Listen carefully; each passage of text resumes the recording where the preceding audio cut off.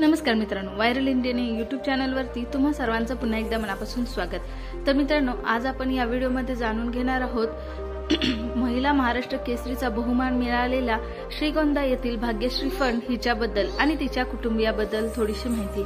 तर हा व्हिडिओ शेवटपर्यंत नक्की बघा आणि आपल्या चॅनलला सबस्क्राइब केलं नसेल तर प्लीज चॅनलला सबस्क्राइब देखील करा। CIF मध्ये नोकरीला असताना मुलीसाठी नोकरी सोडली।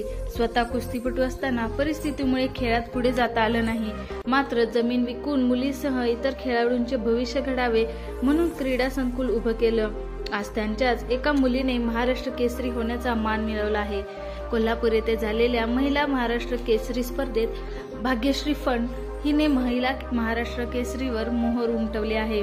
ही गोष्ट आहे नुकतीच कोल्हापूर येथे महाराष्ट्र केसरी स्पर्धेत महाराष्ट्र केसरी होण्याचा मान मिळवणाऱ्या भाग्यश्री फंड हिच्या बद्दलची आणि तिच्या कुटुंबियाची माहिती। आतापर्यंत महाराष्ट्र राज्यात केवळ पुरुषांसाठीच महाराष्ट्र केसरी स्पर्धा ही आयोजित करण्यात येत होती। मात्र या वर्षीपासून महिलांना संधी मिळावी या हेतूने महाराष्ट्र सरकारने महिला केसरी स्पर्धा आयोजित केल्या। कोल्हापूर जिल्ह्यात पार पडलेल्या या स्पर्धेत अहमदनगरच्या भाग्यश्री फंड हिने वडिलांच्या मेहनतीचे चीज करत फंड कुटुंबियांचे नाव काढले आहे।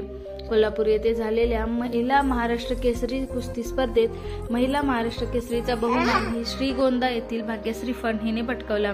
मात्र इथपर्यंतचा प्रवास काही सोपा नव्हता। तिच्या या प्रवासात तिच्या वडिलांची मोठी साथ लाभली। अहमदनगर जिल्ह्यातील श्रीगोंदा तालुक्यात फंड कुटुंबीय वास्तव्यास आहे। वडील हनुमंत फंड यांनी काही काळ CISF मध्ये देशसेवा केल्यानंतर मुलींसाठी नोकरी सोडून गावाकडे छोट्या मोठ्या कुस्त्या करू लागले। तर आई पूजा फंड या शालेय जीवनात कबड्डीपटू होत्या। मात्र परिस्थितीमुळे आणि कौटुंबिक वातावरण खेळासाठी पोषक नसल्याने दोघांनाही खेळात पुढे जाता आलं नाही। मात्र हनुमंत आणि पूजा यांनी आपली स्वप्न ही दोन्ही मुली भाग्यश्री आणि धनश्रीच्या माध्यमातून पूर्ण केल्याचे अवघ्या महाराष्ट्राला दिसून आलं। त्या दोघीही बहिणी कुस्तीपटू असून अनेक राष्ट्रीय स्पर्धेत त्यांनी चांगली कामगिरी केली। तर कोल्हापूर येथे झालेल्या नुकत्याच महिला महाराष्ट्र केसरी स्पर्धेत भाग्यश्रीने महिला महाराष्ट्र केसरी होण्याचा मान पटकावला। एवढंच नाही तर मुलींना कुस्तीचे योग्य प्रशिक्षण मिळावे यासाठी त्यांनी श्रीगोंदा सारख्या ठिकाणी भाग्यश्रीच्या नावानेच इंटरनॅशनल कुस्ती संकुल उभे केले। त्यासाठी त्यांनी स्वतःची 3 एकर शेती देखील विकून टाकली। समाजातील अनेक दानशूरांना त्यांना यात मदत केली।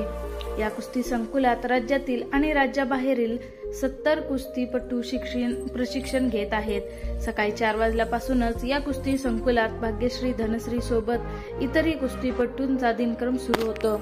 त्यासाठी 3 प्रशिक्षक देखील तिथे नेमण्यात आले आहेत। विशेष म्हणजे या सर्व मुलींच्या जेवणाची व्यवस्था स्वतः भाग्यश्रीची आई पूजा फंड या सांभाळतात।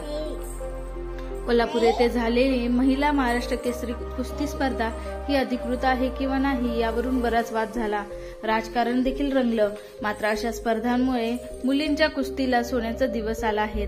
खेळावरून राजकारण होऊ नये अशी अपेक्षा भाग्यश्री आणि तिच्या वडिलांनी व्यक्त केली आहे। मुलगी म्हणजे परक्याचं धन अशी समज आजही समाजात आहे। त्यामुळे खेळ किंवा इतर करिअर बाबतीत मुलींना जास्त प्राधान्य दिले जात नाही। पण भाग्यश्री आणि धनश्री आयुष्याची पुंजी लावणाऱ्या हनुमंत फंड यांचा आदर्श घेऊन इतरांनीही मुलींना प्राधान्य देणं गरजेचं आहे।